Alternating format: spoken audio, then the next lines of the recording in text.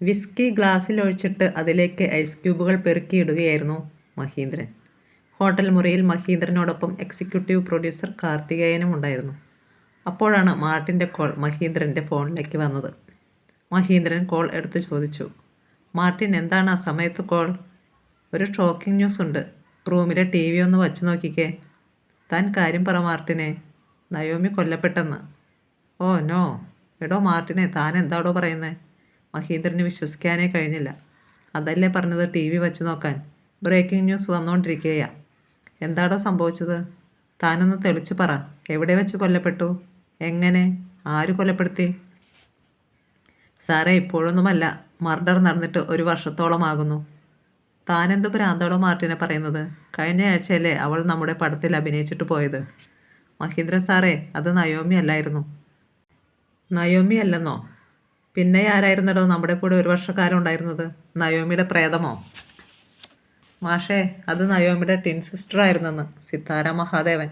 ഒരു business magnate ഏതാണ്ട് 15 മാസം മുമ്പ് തിഹാർ ജയിലിൽ വെച്ച് മരിച്ചില്ലേ, മിസ്റ്റർ മഹാദേവൻ നമ്പ്യാർ. അന്ന് ആ സംഭവം വലിയ വിവാദമായിരുന്നല്ലോ. ഉവ്വ്, ഞാൻ ഓർക്കുന്നുണ്ട് മാർട്ടിനെ. ആ മഹാദേവൻ നമ്പ്യാരുടെ മകളാണ് സിത്താര മഹാദേവൻ. നമ്മുടെ പടത്തിൽ അഭിനയിച്ച നയോമി ഉണ്ടല്ലോ, അവളും മഹാദേവൻ നമ്പ്യാരുടെ മകളായിരുന്നു. എടോ, ഇതെന്തോ യക്ഷിക്കഥയോ? ഇതൊക്കെ ആര് വിശ്വസിക്കുമെടോ? നമ്മുടെ നയോമി എങ്ങനെ, എവിടെ വെച്ച് കൊല്ലപ്പെട്ടെന്നാണ് പറയുന്നത്? മാഷേ, നയോമിയെ കഴിഞ്ഞ വർഷം ആരോ കിഡ്നാപ്പ് ചെയ്തില്ലേ? അവളെ ഒരു അധോലോക സംഘം തമിഴ്നാട്ടിലേക്കാണ് കടത്തിയത്. അവളെ 2 ആഴ്ചക്കാലം തിരുച്ചിറപ്പള്ളിക്ക് സമീപമുള്ള ഏതോ ഫാം ഹൗസിലിട്ട് പീഡിപ്പിച്ചു. അതിനുശേഷം കൊന്ന് റെയിൽവേ പാലത്തിന് കീഴിൽ തള്ളി. ഇതൊക്കെ സത്യമാണോടോ മാർട്ടിൻ? അത് ചെയ്യിച്ചത് ആരാണെന്ന് മാഷിന് അറിയണ്ടേ? നമ്മുടെ ഗൗതമിൻ്റെ അമ്മ, സാക്ഷാൽ ഹേമലത ശങ്കർ. അവർ ഗോപാൽ ഷെട്ടിയുമായി ചേർന്ന് ഗൂഢാലോചന നടത്തി. ഗോപാൽ ഷെട്ടി കൊട്ടേഷൻ സംഘത്തെ ഏർപ്പാടാക്കി. അവർ നയോമിയെ തട്ടിക്കൊണ്ടുപോയി കൊലപ്പെടുത്തി. ഇതാണ് സത്യം. ഹേമലത ശങ്കർ എന്തിന് നയോമിയെ കൊലപ്പെടുത്തണം? അതിൻ്റെ കാരണം ഗൗതം. അയാൾക്ക് നയോമി അല്ലായിരുന്നോ ഏറ്റവും വീക്ക്നെസ്? മകനെ അവളുടെ കയ്യിൽ നിന്ന് രക്ഷിക്കാൻ വേറെ വഴിയൊന്നും കാണാഞ്ഞിട്ട് ചെയ്തതാണെന്ന്. താൻ കോള് കട്ട് ചെയ്തോ? ഞാൻ ഗൗതമിനെ ഒന്ന് വിളിച്ചു നോക്കട്ടെ. വിളിക്കണ്ട. ഗൗതം ഫോൺ എടുക്കില്ല. അയാളിപ്പോൾ പോലീസ് കസ്റ്റഡിയിലാണ്. ഹേമലത ശങ്കറെയും പോലീസ് അറസ്റ്റ് ചെയ്തു. അവരുടെ മാനേജർ ഗോപാൽ ഷെട്ടിയും സംഘവുമൊക്കെ ദിവസങ്ങളായിട്ട് പോലീസ് കസ്റ്റഡിയിലാണെന്ന അറിവ്. അപ്പോൾ നമ്മുടെ നയോമി മരിച്ചു? 1 വർഷം മുമ്പേ പോയി മാഷേ. പകരം വന്ന് പടത്തിൻ്റെ വർക്ക് തീർത്ത് തന്നത് നയോമിയുടെ ടിൻ സിസ്റ്ററാ. ടെറിബിൾ. ഇത് വിശ്വസിക്കണമെങ്കിൽ ഒരു 3 ദിവസം വേണം. അതായത് നമ്മുടെ നയോമി മരിച്ചു കിടക്കുമ്പോൾ പകരം അവളുടെ സിസ്റ്റർ വന്ന് നയോമിയുടെ റോൾ അഭിനയിച്ച് തന്നിട്ട് പോയെന്നല്ലേ താൻ പറയുന്നേ? അതൊക്കെ എവിടെ നടക്കുമെടോ? മഹീന്ദ്രൻ വിശ്വാസം വരാതെ ചോദിച്ചു. എനിക്കൊരു പിടിയും കിട്ടുന്നില്ല മാഷേ. എനിക്ക് തന്നെ ചിന്തിച്ച് വട്ടായി. പക്ഷേ സംഭവം സത്യമാണെന്ന് എനിക്ക് തോന്നുന്നുണ്ട്. സാറ് ഓർക്കുന്നുണ്ടോ, നയോമിയായിട്ട് തിരിച്ചു വന്നവൾക്ക് അഭിനയത്തിൻ്റെ ബാലപാഠം പോലും അറിയില്ലായിരുന്നു. ആദ്യമൊക്കെ നമ്മൾ എന്തുമാത്രം ബുദ്ധിമുട്ടി. അതുമാത്രമല്ല, അവളുടെ ഡിഫറൻറ്റ് ബിഹേവിയർ. നമ്മളെയൊക്കെ അവൾ മുട്ടുകുത്തിച്ചില്ലേ? അവസാനം കേസിൽ നിന്ന് തലയൂരാൻ സാറിന് പോലും അവളുമായിട്ട് കോംപ്രമൈസ് ചെയ്യേണ്ടി വന്നില്ലേ? അവളുടെ ഓർമ്മക്കേട് ശരിക്കും ഡിമൻഷ്യയൊന്നും ആയിരുന്നില്ല. അവൾക്ക് ആരെപ്പറ്റിയും ഒന്നും അറിയില്ല. അതുകൊണ്ട് ഓർമ്മക്കേട് അഭിനയിച്ചു. മൈ ഗോഡ്, അവൾ എവിടെയായിരുന്നു അത്രയും കാലം? അവളുടെ അച്ഛൻ്റെ കൂടെ മലേഷ്യയിൽ. വേറൊരു വിവരം കേട്ടാൽ സാറ് ഞെട്ടും. നയോമി എന്നൊരു സഹോദരി അവൾക്കുണ്ടെന്ന് നയോമിയുടെ വേഷം കിട്ടുമ്പോഴും അവൾക്കറിയില്ലായിരുന്നു. അവർ തമ്മിൽ ഒരിക്കലും കണ്ടിട്ടില്ല. മാർട്ടിനെ, താൻ ഫോൺ വച്ചോ. എന്നെ വെറുതെ വട്ടാക്കല്ലേ. ഇതൊന്നും ഞാൻ വിശ്വസിക്കില്ല. മാഷേ, അത് തന്നെയാ എൻ്റെയും അവസ്ഥ. നാളെ നേരം വെളുത്തോട്ടെ. പത്രങ്ങളിൽ വരും സകല ഡീറ്റെയിൽസും. ചാനലുകാർ കിട്ടിയത് വെച്ച് ആഘോഷം തുടങ്ങി. പത്രക്കാർ നാളെയേ തുടങ്ങും. വയ്ക്കും മാഷേ, ബാക്കി TV-യിൽ. കോൾ കട്ടായി. മഹീന്ദ്രൻ ചെവിയിൽ നിന്ന് ഹെഡ്സെറ്റ് മാറ്റി. എന്നിട്ട് കാർത്തികേയനോട് പറഞ്ഞു, ആ TV ഓൺ ചെയ്യ്. ഏതെങ്കിലും ന്യൂസ് ചാനൽ വയ്ക്ക്. നയോമി 1 വർഷം മുന്നേ കൊല്ലപ്പെട്ടെന്ന്. കാർത്തികേയൻ അന്തം വിട്ട് മഹീന്ദ്രനെ നോക്കി. 1 വർഷം മുമ്പോ? കഴിഞ്ഞ ആഴ്ചയിലെ നമ്മുടെ പടത്തിൽ. എടോ, മാന്നാർ മത്തായിയുടെ ഡയലോഗ് പോലെയാ. വേണമെങ്കിൽ ഒരു 6 മാസം കൂടി മുമ്പേ അവൾ മരിക്കും.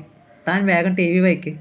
കാർത്തികേയൻ എന്നിട്ട് TV ഓൺ ചെയ്തു. ബ്രേക്കിംഗ് ന്യൂസാണ് ന്യൂസ് ചാനലിൽ ആദ്യം പ്രത്യക്ഷപ്പെട്ടത്. സിനിമാ സീരിയൽ നടി നയോമി കൊല്ലപ്പെട്ടു. കൊലപാതകം നടന്നത് 1 വർഷം മുമ്പ്. കൊട്ടേഷൻ സംഘത്തിന് ലക്ഷക്കണക്കിന് രൂപ പ്രതിഫലം നൽകി കൊലപാതകം ആസൂത്രണം ചെയ്തത് പ്രമുഖ വസ്ത്രവ്യാപാരിയും മയൂരി സിൽക്സിൻ്റെ മാനേജിംഗ് ഡയറക്ടറുമായ ഹേമലത ശങ്കർ. ഹേമലതയും അവരുടെ മാനേജർ ഗോപാൽ ഷെട്ടിയും അറസ്റ്റിൽ. നയോമി കൊല്ലപ്പെട്ട വിവരം ആരും അറിയാതെ പോയതിന് കാരണം നയോമിയുടെ ഇരട്ട സഹോദരിയായ സിത്താര മഹാദേവൻ. ഒരു വർഷക്കാലം നയോമിയായി ആൾമാറാട്ടം നടത്തിയ സിത്താര പോലീസ് കസ്റ്റഡിയിൽ. കഴിഞ്ഞ വർഷം തിഹാർ ജയിലിൽ കൊല്ലപ്പെട്ട പ്രമുഖ വ്യവസായിയും തോട്ടമുടമയുമായ മഹാദേവൻ നമ്പ്യാരുടെ ഇരട്ട കുട്ടികളാണ് സിത്താരയും നയോമിയുമെന്ന് പോലീസ് വൃത്തങ്ങൾ. സിത്താരയുടെ അപ്രതീക്ഷിതമായ ആഗമനമാണ് നയോമിയുടെ കൊലപാതകം ആരും അറിയാതെ പോയതിൻ്റെ കാരണമെന്നും കേസ് അന്വേഷിക്കുന്ന ക്രൈംബ്രാഞ്ച് പോലീസ്. താൻ ആൾമാറാട്ടം നടത്തിയതല്ലെന്നും തനിക്ക് നയോമി എന്നൊരു സഹോദരിയുണ്ടെന്ന സത്യം നയോമിയായി താൻ തെറ്റിദ്ധരിക്കപ്പെടുമ്പോഴും അറിയില്ലായിരുന്നെന്നും സിത്താര മഹാദേവൻ. തിരുച്ചിറപ്പള്ളിയിൽ ഒരു വർഷം മുമ്പ് കാണപ്പെട്ട മൃതദേഹം സിത്താരയുടേതെന്ന് കരുതി മറവ് ചെയ്തിരുന്നു. പോസ്റ്റ്മോർട്ടം നടത്തിയപ്പോൾ DNA ടെസ്റ്റിൽ മഹാദേവൻ നമ്പ്യാരുടെ മകൾ തന്നെ എന്ന് തെളിഞ്ഞതിനാൽ കൂടുതൽ അന്വേഷണമൊന്നും തമിഴ്നാട് പോലീസ് നടത്തിയില്ല. TV-യിൽ ഇതെല്ലാം കണ്ട് മഹീന്ദ്രനും കാർത്തികേയനും കണ്ണും വീഴ്ചയിരുന്നു പോയി. അപ്പോൾ ഇനിയും പോലീസും കേസും അന്വേഷണമൊക്കെ നമ്മുടെ നേർക്കും വരും അല്ലേടോ? മഹീന്ദ്രൻ ആശങ്കയോടെ കാർത്തികേയനെ നോക്കി. സൗദാമിനിയമ്മ പത്രങ്ങൾ ഓരോന്നും എടുത്തു മറിച്ചു നോക്കി. മുൻ പേജിലും അകം പേജിലും നയോമിയെക്കുറിച്ചുള്ള വാർത്തകൾ കുത്തി നിറച്ചിരിക്കുന്നു. നയോമിയുടെ ചിത്രങ്ങൾ, സിത്താര മഹാദേവൻ്റെ ചിത്രം, മഹാദേവൻ നമ്പ്യാരുടെ ചിത്രം. സൗദാമിനിയമ്മ രാവിലെ തന്നെ ജഗജിത്തിനെ കടയിൽ വിട്ട് വാങ്ങിപ്പിച്ചതായിരുന്നു പത്രങ്ങളെല്ലാം. സൗദാമിനിയമ്മ അതെല്ലാം അനിൽ ബാബുവിൻ്റെ മുന്നിൽ കൊണ്ടുചെന്ന് വെച്ച് കൊടുത്തു. അയാൾ ആവശ്യപ്പെട്ടിട്ടായിരുന്നു പത്രങ്ങളെല്ലാം വാങ്ങിയത്. എല്ലാ പത്രങ്ങളിലും നയോമിയുടെ കൊലപാതകത്തിൻ്റെ വിശദാംശങ്ങളുണ്ടായിരുന്നു. എല്ലാം സിത്താര പറഞ്ഞിട്ട് പോയത് തന്നെ. സിത്താര കൊണ്ടുവന്ന് കൊടുത്ത പെൻഡ്രൈവിൽ നിന്ന് അറിഞ്ഞ കാര്യങ്ങൾ തന്നെ. പത്രങ്ങളെല്ലാം നോക്കിക്കഴിഞ്ഞപ്പോൾ അനിൽ ബാബുവിന് ഒട്ടൊരു ആശ്വാസം വന്നെന്ന് സൗദാമിനിക്ക് തോന്നി. നയോമിയുടെ മരണവാർത്ത ഇതുവരെ തൻ്റെ മകന് അവിശ്വസനീയമായിരുന്നു. ഇപ്പോൾ അവൻ അത് ഉൾക്കൊണ്ടു കഴിഞ്ഞുവെന്ന് അവർക്ക് തോന്നി. കുറച്ചു കഴിഞ്ഞപ്പോൾ ഉദയഭാനു വന്നു പത്രങ്ങൾ കൊണ്ടുപോയി.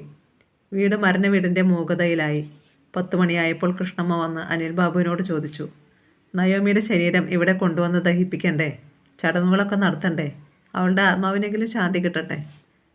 ഇനി എന്തു ശാന്തി? 1 വർഷം കഴിഞ്ഞിട്ടാണോ ശാന്തി കിട്ടാൻ പോണേ? അനിൽ ബാബു അമർഷം പൂണ്ടു. അവളെ വല്ലവരും തട്ടിക്കൊണ്ടുപോയി അരുംകൊല ചെയ്തതല്ലേ മോനെ? നമ്മൾ ആ ചടങ്ങുകളൊക്കെ വേണ്ട പോലെ നടത്തണ്ടേ? നിങ്ങൾ പറയുന്നത് കേട്ടാൽ തോന്നും അവളുടെ ഡെഡ് ബോഡി ഇപ്പോഴും അവിടെ ഉണ്ടെന്ന്. 1 വർഷം കഴിഞ്ഞില്ലേ? അതൊക്കെ എപ്പോഴേ ദ്രവിച്ച് മണ്ണോട് മണ്ണായി. അസ്ഥികളെങ്കിലും കാണുമല്ലോ ബാക്കി. അവിടെ അവർ വേണ്ട പോലെ ചടങ്ങുകളൊക്കെ നടത്തി തന്നെയാ മറവ് ചെയ്തത്. ഒരു പേര് മാറിപ്പോയെന്നേ ഉള്ളൂ. നയോമിയുടെ ബോഡിക്ക് സിത്താര എന്ന് പേരിട്ടു. ആ ഒരൊറ്റ കാരണം കൊണ്ട് അവൾക്ക് ആത്മശാന്തി കിട്ടാതിരിക്കുമോ? നമുക്കൊരു സമാധാനം വേണ്ടേ? അത് നടത്തി കഴിഞ്ഞാൽ നിങ്ങൾക്ക് സമാധാനമാകുമോ? അവൾ ജീവിച്ച ജീവിതം നിങ്ങൾക്കൊരു പ്രശ്നമല്ല. ഒരു വേശ്യയെപ്പോലെ അധപതിച്ച് ജീവിച്ചതോർത്താൽ നിങ്ങൾക്കൊരു സമാധാനക്കേടുമില്ല. പത്രങ്ങളിലെല്ലാം വിശദമായിട്ട് എഴുതിയിട്ടുണ്ട്. നയോമിയുടെ പിടിയിൽ നിന്ന് മകനെ രക്ഷിക്കാൻ വേറൊരു മാർഗവും ഇല്ലാഞ്ഞിട്ട് ചെയ്തതാണെന്ന് ഹേമലത ശങ്കർ. അതൊക്കെ അവർ പച്ചക്കള്ളം പറയുന്നതാ, കൃഷ്ണമ്മ തർക്കിച്ചു. നിങ്ങളിപ്പോഴും കള്ളത്തരങ്ങൾ തന്നെ പറയുന്നു. നയോമിയെ നിങ്ങൾ ഒരുത്തിയാണ് വഴിപിഴപ്പിച്ചത്. നിങ്ങൾ ഒരുത്തിയാണ് അവളെ ഹോട്ടൽ മുറികളിൽ എത്തിച്ചു കൊടുത്ത് പണം സമ്പാദിച്ചത്. എളുപ്പവഴിയിൽ പണവും പ്രശസ്തിയും ഉണ്ടാക്കാൻ നിങ്ങൾ കണ്ടുപിടിച്ച മാർഗമായിരുന്നു അവളുടെ ശരീരം ഉപയോഗിച്ച് നടത്തിയ ബിസിനസ്. അവസാനം എന്തു കിട്ടി നിങ്ങൾക്ക്? അവളുടെ ജീവിതം കുരുതി കൊടുത്തില്ലേ? ഇനി 2 or 4 അസ്ഥികഷ്ണം കിട്ടിയാൽ നിങ്ങൾക്ക് തൃപ്തിയാകുമോ? ആകുമെങ്കിൽ ചെന്ന് കൊണ്ടുവാ. തമിഴ്നാട്ടിലെ ഏതോ ശ്മശാനത്തിലുണ്ട്. അനിൽ ബാബുവിൻ്റെ ദുഃഖവും രോഷവും മുഴുവൻ ആ വാക്കുകളിലൂടെ അണപ്പൊട്ടിയൊഴുകി. കാർ വന്നു ഗേറ്റിനപ്പുറം നിന്നു. മരിയാനെറ്റോ ഇറങ്ങിച്ചെന്ന് ഗേറ്റ് തുറന്നു. അപ്പോഴേക്കും സിത്താര കാറിൽ നിന്നിറങ്ങി. മരിയാനെറ്റോ വന്ന് കൈപ്പിടിച്ചപ്പോഴേക്കും സിത്താര അവരെ കെട്ടിപ്പിടിച്ച് കരഞ്ഞു. എന്നോട് ക്ഷമിക്കണം മമ്മ. കഴിഞ്ഞ തവണ ഇവിടെ വന്നപ്പോൾ മരിയാനെറ്റോയെ കണ്ടിട്ടേ ഇല്ലാത്ത വിധത്തിൽ പെരുമാറിയതിൻ്റെ കുറ്റബോധം മുഴുവൻ അവളുടെ കണ്ണിലൂടെ പ്രവഹിച്ചു. മരിയാനെറ്റോ നിറക്കണ്ണുകളോടെ അവളുടെ ചുമലിൽ തട്ടിക്കൊണ്ടിരുന്നു. നിന്നെ ഞങ്ങൾക്ക് ജീവനോട് തിരിച്ചു കിട്ടിയല്ലോ. നീ മരിച്ചു പോയല്ലോ എന്ന് കരുതി 1 വർഷം മുഴുവൻ കരഞ്ഞും പ്രാർത്ഥിച്ചും സങ്കടത്തിൽ മുങ്ങി ജീവിച്ചിട്ട്. സോറി മമ്മ. എല്ലാത്തിനും ക്ഷമ ചോദിക്കാനല്ലേ പറ്റൂ. മരിയാനെറ്റോ അവളെ തലോടിയും മുഖം പിടിച്ച് ഉമ്മ കൊടുത്തും ആശ്വസിപ്പിച്ചു. സിത്താരയ്ക്ക് സ്വന്തം അമ്മയെ കണ്ട ഓർമ്മയില്ല. മരിയാനെറ്റോ അല്ലാതെ മറ്റൊരമ്മ ഉണ്ടായിരുന്നെന്ന് അവൾക്ക് തോന്നിയിട്ടുമില്ല. അവളുടെ മനസ്സിൽ അമ്മയുടെ മുഖം മരിയാനെറ്റോയുടേതായിരുന്നു. വേറൊരമ്മ ഉണ്ടായാൽ അതിനേക്കാൾ നന്നായിരുന്നെന്ന് അവൾ ഒരിക്കലും ആഗ്രഹിച്ചിട്ടില്ല. അഷ്ടമൂർത്തി കാർ ഓടിച്ച് മുറ്റത്തേക്ക് കയറി. കാറിൽ നിന്ന് ജിംസണും ഡോണ്ടിയും ഇറങ്ങി. വീടിനുള്ളിൽ നിന്ന് കെസിയ ഓടിയിറങ്ങി വന്നു. അവൾ നിലവിളിച്ചുകൊണ്ട് സിത്താരയെ കെട്ടിപ്പിടിച്ചു. ഇന്നലെ വരേക്കും സിത്താര ജീവിച്ചിരിക്കുന്നു എന്ന രഹസ്യം അവർക്കെല്ലാം അജ്ഞാതമായിരുന്നു. നേരെ ഉച്ചതിരിഞ്ഞപ്പോഴേക്കും മരിയാനെറ്റോയുടെ വീടും പരിസരവും റോഡും ആളുകളെ കൊണ്ടും വാഹനങ്ങൾ കൊണ്ടും നിറഞ്ഞു. എല്ലാവർക്കും സിത്താരയെ കാണണം. കാരണം അവൾ മരിച്ചു പോയിട്ട് തിരിച്ചു വന്നവളാണ്. അവൾ പഠിച്ച ആന്തയാർ ഹയർ സെക്കൻഡറി സ്കൂളിൽ നിന്ന് പോലും അധ്യാപകരും വിദ്യാർത്ഥികളും അവളെ കാണാനെത്തിയിരുന്നു. ഹോൺ ശബ്ദം കേട്ട് അനിൽ ബാബു ജനലിലൂടെ നോക്കി. അഷ്ടമൂർത്തിയുടെ കാർ. സിത്താര ഇറങ്ങി ഗേറ്റ് തുറക്കുന്നത് കണ്ട് ഒരു നിമിഷം അയാൾ ഞെട്ടിപ്പോയി. നയോമിയുടെ ഓർമ്മ ഒരു ഇടിമിന്നൽ പോലെ അയാളുടെ ഹൃദയത്തിൽ വന്ന് തട്ടി. സിത്താര മുറ്റത്തുകൂടി നടന്ന് സിറ്റൗട്ടിലേക്ക് കയറി ചെന്നു. കൃഷ്ണമ്മയും ഉദയഭാനുവും സിറ്റൗട്ടിലേക്ക് വന്നു. എൻ്റെ മോളെ, നിന്നെ കണ്ടപ്പോൾ എൻ്റെ ചങ്ക് പൊട്ടുക, കൃഷ്ണമ്മ വിലപിച്ചു. സാരമില്ല, നിങ്ങൾക്ക് 2 പേരക്കുട്ടികളുണ്ടായിരുന്നു. അതിലൊന്നിനെ നഷ്ടപ്പെട്ടു. അത് ഞാനായാലും നയോമി ആയാലും ഒരുപോലെയല്ലേ? എൻ്റെ കുഞ്ഞെ, അവളുടെ അസ്ഥിയെങ്കിലും ഇവിടെ കൊണ്ടുവന്ന് കർമ്മം ചെയ്യണമെന്ന് ആഗ്രഹമുണ്ട്. അതെങ്കിലും സാധിച്ചു തരണേ, കൃഷ്ണമ്മ കൈകൂപ്പി കെഞ്ചി. അതിനുള്ള ഏർപ്പാടെല്ലാം ഞാൻ ചെയ്യാം, സിത്താര വാക്കുകൊടുത്തു. സിത്താര ലിവിംഗ് റൂമിലേക്ക് ചെല്ലുമ്പോൾ സൗദാമിനി അമ്മയും ജഗജിത്തും മാളവികയും സുജിതയും രാമചന്ദ്രൻ നായരുമെല്ലാം അവളെ കാണാൻ വേണ്ടി വന്ന് നിൽപ്പുണ്ടായിരുന്നു. മറ്റെല്ലായ്പ്പോഴും വന്ന പോലെ ഇപ്പോഴും നയോമി മുന്നിൽ നിൽക്കുന്നല്ലോ എന്ന തോന്നലാണ് എല്ലാവർക്കും ആദ്യമുണ്ടായത്. അത് സിത്താരയാണെന്ന് മനസ്സ് തിരുത്തിയെടുക്കുകയായിരുന്നു. മിന്നുമോൾ മാളവികയുടെ ചുരിദാറിൽ പിടിച്ചു നിന്ന് സംശയത്തോടെ സിത്താരയെ നോക്കി. വീട്ടിൽ നടക്കുന്ന സംഭവങ്ങളും സംഭാഷണങ്ങളും അവളുടെ മനസ്സിൽ എന്തൊക്കെയോ ചിന്താക്കുഴപ്പങ്ങൾ ഉണ്ടാക്കിയിട്ടുണ്ട്. അടുത്തേക്ക് വരാൻ കൈകാട്ടി സിത്താര വിളിച്ചപ്പോൾ അവൾ ആദ്യം മടിച്ചു നിന്നു. സിത്താര നിർബന്ധിച്ചപ്പോൾ അടുത്തു ചെന്നു. അവളെ വാരിയെടുത്ത് സിത്താര അവളോട് പറഞ്ഞു, മോളുടെ ചിറ്റയാണ് കേട്ടോ, അമ്മയല്ല, അമ്മ മരിച്ചുപോയി. സിത്താര സൗദാമിനി അമ്മയെയും മറ്റുള്ളവരെയും നോക്കി. ഇവൾ ഇപ്പോഴേ തന്നെ അത് മനസ്സിലാക്കിയിരിക്കട്ടെ, തെറ്റിദ്ധാരണ കൊടുക്കരുത്. അവൾ അത്രയും പറഞ്ഞ് കുട്ടിയുമായി അനിൽ ബാബുവിൻ്റെ മുറിയിലേക്ക് ചെന്നു. അനിൽ ബാബു അവളെ തന്നെ നോക്കി. എല്ലാം ന്യൂസ് പേപ്പറിലും ടി വിയിലും ഉണ്ടായിരുന്നല്ലോ, ഒന്നും പ്രത്യേകിച്ച് പറയാനില്ല. ഒരു കാര്യം പറയാതെയും വയ്യ. ഞാനിവിടെ ആദ്യം വരുന്നതുവരെ ഈ കുടുംബവുമായി എനിക്ക് എന്തെങ്കിലും ബന്ധമുണ്ടെന്ന് വിചാരിച്ചിരുന്നില്ല. എന്തെങ്കിലും ബന്ധം ഉണ്ടാകുമെന്നും വിചാരിച്ചില്ല. പക്ഷേ ഇപ്പോൾ അങ്ങനെയല്ല. എൻ്റെ സഹോദരിയുടെ കുഞ്ഞാണിത്. അതൊരു രക്തബന്ധമാണ്. എൻ്റെ അങ്കിളും മുത്തശ്ശിയും ഇവിടെയുണ്ട്. അതും രക്തബന്ധങ്ങളാണല്ലോ.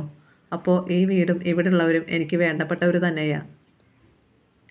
അവൾ പറഞ്ഞു വരുന്നത് എന്താണെന്ന് മനസ്സിലാകാതെ അനിൽ ബാബു അവളുടെ മുഖത്തേക്ക് തന്നെ നോക്കിക്കൊണ്ടിരുന്നു. ഞാൻ ഈ പറഞ്ഞതിലെല്ലാം ഉണ്ട്. എന്നെ കൊണ്ട് കഴിയുന്ന എല്ലാ സഹായങ്ങളും ഞാൻ ചെയ്യും. ഭാഗ്യം കൊണ്ടോ നിർഭാഗ്യം കൊണ്ടോ ഇങ്ങനെയെല്ലാം സംഭവിച്ചു പോയി. ഇനി അതൊന്നും തിരുത്താൻ പറ്റില്ലല്ലോ. ഞാൻ ഇന്ന് തന്നെ കോലാലംപൂരിലേക്ക് പോകും. അവിടെ? അനിൽ ബാബു ചോദിച്ചു. ചെറിയമ്മയുണ്ട്, അച്ഛൻ്റെ വൈഫ്, പിന്നെ ആരൻ എൻ്റെ ബ്രദർ, പിന്നെ സന എൻ്റെ സിസ്റ്റർ. അവരെല്ലാം ഞാൻ മരിച്ചുപോയെന്ന് കരുതി ഒരുപാട് വിഷമിച്ചു. അവിടെ ചെല്ലണം, അവരെ ആശ്വസിപ്പിക്കണം. അവർ കാത്തിരിക്കുകയാണ്. പോയിട്ട് ഞാൻ തിരിച്ചു വരും. അപ്പോൾ കാണാം. മിന്നുമോളെയും കൊണ്ട് അവൾ തിരിഞ്ഞു നടന്നു. ലിവിംഗ് റൂമിലെത്തി എല്ലാവരോടും യാത്ര പറഞ്ഞു. ഒന്നും അവസാനിക്കുകയല്ല. എല്ലാവർക്കും ജീവിതം മുൻപോട്ട് കൊണ്ടുപോയില്ലേ പറ്റൂ. എല്ലാവരും അവരവരുടെ ഡ്യൂട്ടി ചെയ്യുക. ഞാനും കൂടെയുണ്ടെന്ന് വിചാരിച്ചോ? പോട്ടെ. മിന്നുമോൾക്ക് ഒരു മുത്തം കൊടുത്ത് അവളെ താഴെ നിർത്തി. കൃഷ്ണമ്മയോടും ഉദയഭാനുവിനോടും യാത്ര പറഞ്ഞു. അഷ്ടമൂർത്തി കാർ തിരിച്ചിട്ടിട്ടുണ്ടായിരുന്നു. ജിംസൺ കാറിന് പുറത്തിറങ്ങി സിത്താരയെ കാത്തു നിൽപ്പുണ്ട്. ജിംസന്റെ സഹോദരി കെസിയയും മരിയാനെറ്റയും കാറിനുള്ളിൽ ഇരിപ്പുണ്ട്. കഴിഞ്ഞു എത്ര വേഗം? ജിംസൺ ചോദിച്ചു. പിരിഞ്ഞു പോവുകയില്ലല്ലോ, തിരിച്ചു വരില്ലേ ഇനിയും? സിത്താര കാറിൽ കയറി ഡോർ അടച്ചിട്ട് നോക്കുമ്പോൾ ആ കുടുംബം മുഴുവൻ സിറ്റൗട്ടിലിറങ്ങി നോക്കി നിൽക്കുന്നത് കണ്ടു. സുജിത മിന്നുമോളെ എടുത്തു പിടിച്ചിരിക്കുന്നു. അവൾ കൈകൾ വീശി കാട്ടുന്നു. മറ്റുള്ളവരും കൈവീശുന്നു. അനിൽ ബാബുവിൻ്റെ മുറിയുടെ ജനാലയ്ക്കൽ ഒരു മുഖം.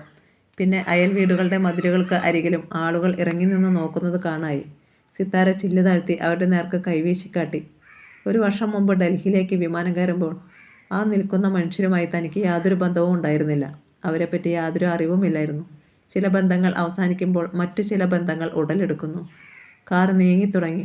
അഷ്ടമൂർത്തിയാണ് കാർ ഓടിക്കുന്നത് നെടുമ്പാശ്ശേരി എയർപോർട്ടിലേക്ക്.